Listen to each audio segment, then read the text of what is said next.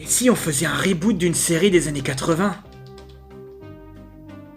C'est très original, ça. Non, mais là, ce serait bien. Mais oui, bien sûr. Non, mais sérieux, on prend genre...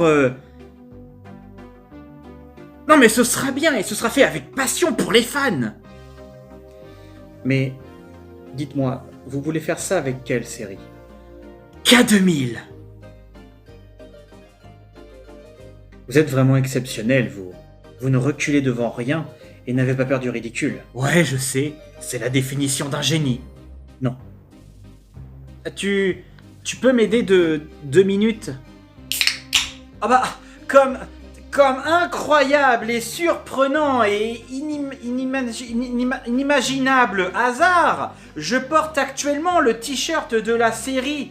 Bien sûr que je vais t'aider. Mais vous faites quoi ? Je l'imite. Knight Rider est avant tout une série télé créée par Glenn Albert Larsen, composée d'un total de 90 épisodes étalés sur 4 saisons, diffusée pour la toute première fois à la télévision en 1982, qui sera par la suite rediffusée à de multiples reprises, suivi d'un téléfilm semi-futuriste sorti en 91 qui devait à la fois servir de conclusion à la série phare, tout en étant un épisode pilote pour une possible nouvelle série, cette fois-ci portée par l'officier Sean McCormick, remplaçant donc l'indétrônable ringard le plus cool de l'histoire encore dans le métier, David Hasselhoff. Le film s'est vautré, aucune suite n'a été réalisée, mais ce n'est pas la fin pour autant, car cette franchise connaîtra une adaptation passée quasiment inaperçue sortie en 1994, qui se nomme K2000 2010, qui est un genre de Mad Max, mais en pas bien, ainsi que 2 ou 3 autres choses qu'on abordera juste après. La série principale nous narre les aventures d'un chevalier portant le nom de Michael Knight qui, avec l'aide de sa monture, une voiture futuriste dotée d'un super ordinateur qui fait des bips et des flashs qui se nomme Kit, auront pour mission de lutter contre le crime pour le compte de la Fondation. Michael, juste avant d'être recruté par cette même fondation, se nommait Michael Long. Mais suite à une grave blessure, il subira plusieurs interventions médicales assez lourdes, dont une chirurgie plastique qui transformera son visage en celui du fils du mec qui dirige la fondation. Parce qu'après tout, quand tu prends en charge les frais médicaux de ton possible futur employé, tu as le droit de faire absolument tout ce que tu veux avec son corps. En l'occurrence, lui donner les traits de ton fils psychopathe avec qui il est en franc entre guillemets, afin de le grand remplacer en gentil. Chaque saison débute toujours par un épisode en 2 parties, mais il arrive aussi qu'une intrigue banale s'étale également sur 2 épisodes en plein milieu de la série. Mais en dehors de ça, les épisodes, on va dire, classiques, ne sont qu'une succession d'enquêtes à accomplir avant de passer à la suivante. La série est construite comme ça, avec quelques épisodes retraçant la vie et mort de Long, avant de renaître en tant que Knight. Cette série a plutôt bien fonctionné, ce qui a permis de lancer plusieurs nouveaux projets, dont un téléfilm qui, comme je l'ai mentionné juste avant, devait permettre de relancer une nouvelle histoire, chose évidemment impossible sans la présence d'Hasselhoff. Donc, projet avorté, mais un nouveau film sortira quand même quelques années après, le 2010. Puis on en arrive à TKR et le retour de K2000. Alors, on va les faire dans l'ordre. TKR, de son vrai nom Team Knight Rider, est une série absolument effroyable qui mélange l'agence tourisme mais avec des jeunes qui se font recruter par la fondation et qui vont être mis en binôme avec des véhicules propres à leur personnalité afin de combattre le crime. En effet, cette série de 22 épisodes, quand même, reprend ce système de voiture et en l'occurrence pour la toute première fois moto intelligente, et chacun de nos héros ou héroïnes auront un partenaire à leur côté comme un Pokémon. Donc en fait, c'est presque comme Mask. D'ailleurs, fin de la phrase sans le mot presque, mais ça va encore beaucoup plus loin que ça. Tout comme Kit, la Pontiac de Michael, chaque véhicule se verra attribuer un conducteur. Kyle sera au volant de Dante, Jenny Andrews, dont on apprend d'ailleurs qu'elle est la fille cachée de Michael, sera au volant de Domino, Duke conduira Beast, Erika pilotera la moto Cat, Kevin dit Trek sera au volant de Plateau, et le camion de la fondation, qui sert également de repère pour faire le point sur la mission en cours, sera remplacé par un avion cargo nommé Sky One. Mais ça va encore beaucoup plus loin que ça. Chaque personnage est forcément le cliché d'un type de personnage. Le héros est brillant dans absolument tout ce qu'il fait. La femme, elle est forte, elle est courageuse, elle est indépendante et elle sert, et malheureusement le mot est juste, d'atout charme à la série, le mec borderline qui n'aime pas les ordres, le petit geek et la voleuse agile. Et du côté des véhicules, eh bien, ils n'ont plus de tableaux de bord qui font des bips et des flashs et sont juste des véhicules normaux avec un genre de GPS en plus intelligent. Alors, autant les voitures Bah, elles sont normales, quoi. Mais alors les motos, on dirait des rebuts de vieux films futuristes des années 60. C'est risible. Et c'est sorti en 97. Matrix, c'est dans 1 an et demi. Et Fast and Furious dans 3 ans. Mais ça va encore beaucoup plus loin que ça. Il y a des fusions de véhicules. On est dans Power Rangers. Kat et Plateau peuvent se combiner pour former un gros machin dégueulasse qui va très vite. Mais ce n'est pas tout, parce que cette série aura également son propre véhicule psychopathe. Dans la première série, c'était Car, qui est une version noire et grise de Kit, et bien pour cette série, ce sera Crow.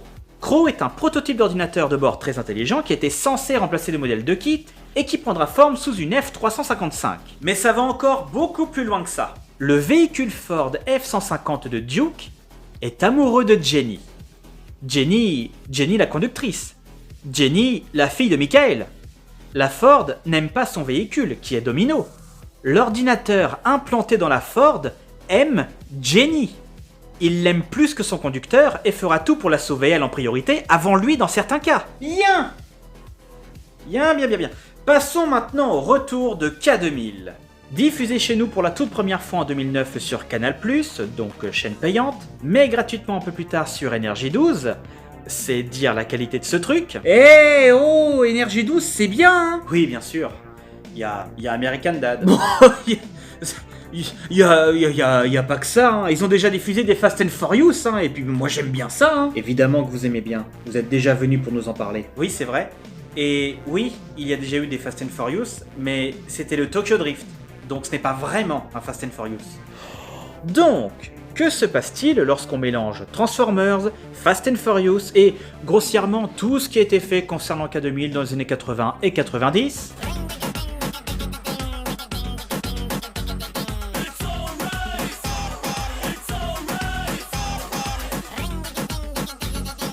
Voilà!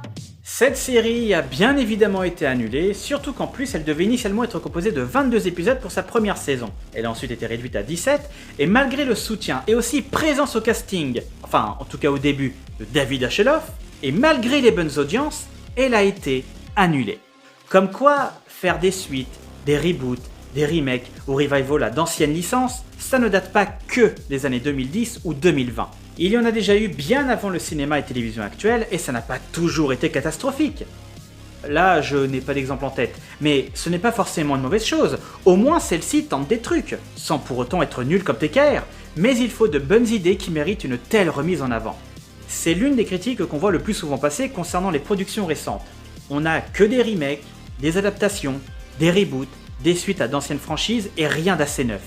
En gros, on n'a plus d'idées et on refait ce qui a déjà marché. Ou alors, on tente de remettre en avant un ancien truc pour ne pas partir de zéro. Et ce phénomène ne date pas d'hier, la preuve avec K2000. Alors, je conçois que ce ne soit pas le meilleur exemple qui parlera à beaucoup de monde. Seulement, cette sauce revival mec bout de suite a déjà été appliquée bien avant les productions récentes. Et au final, cela ne concerne pas que les nouvelles sorties ou projets futurs. Mais c'est bel et bien un vrai cancer de la télévision et du cinéma. Si une licence s'est conclue en 1986, pourquoi se sentir obligé de la remettre sur le devant de la scène ? L'argent facile, oui, parce qu'il y a déjà des fans, mais à part ça, pourquoi aller chercher un film, ou saga, ou série, ou peu importe d'il y a 10, 15 ou 50 ans, pour refaire à peu près la même chose, mais filmé différemment ?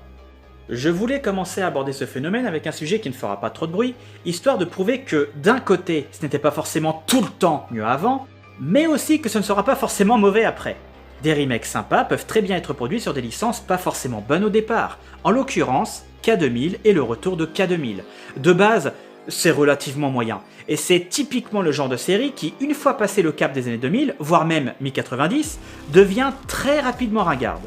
D'où la raison de laisser ces œuvres telles quelles, sans pour autant les faire revenir en transformant la formule de base en un truc qui n'a plus rien à voir avec ce qu'elle était au départ.